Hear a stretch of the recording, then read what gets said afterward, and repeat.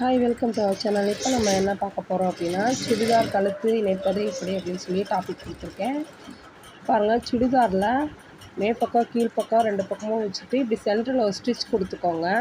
இது எதுக்காக கொடுக்குறோம் அப்படின்னா, அந்த பீஸ் வந்து மூவ் ஆகாமல் இருக்கும். நம்ம கழுத்து தைக்கும் போது 2 லைனிங் பீஸையும் மெயின் பீஸையும் வச்சு தைக்கிறோம் இல்லையா, அப்போ வந்து 2ம் மூவ் ஆகாமல் இருக்கிறதுக்காக சென்டர் ஸ்டிச் கொடுக்குறோம்.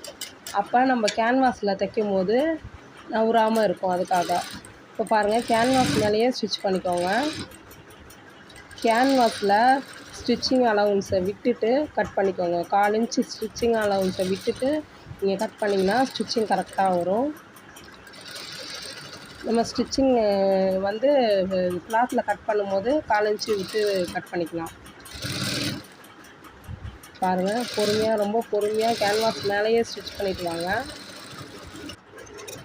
நெக்ஸ்ட்டு பார்த்திங்கன்னா, அந்த ஸ்டிச்சிங் அலவுன்ஸை நம்ம கட் பண்ணிக்கிறோம். இது வந்து ஃபேப்ரிக்கில் விட்டால் போதும், கேன்வாஸில் விட வேணாம். கேன்வாஸில் அந்த ஸ்டிச்சிங் அலவுன்ஸை விட்டு கட் பண்ணிக்கோங்க.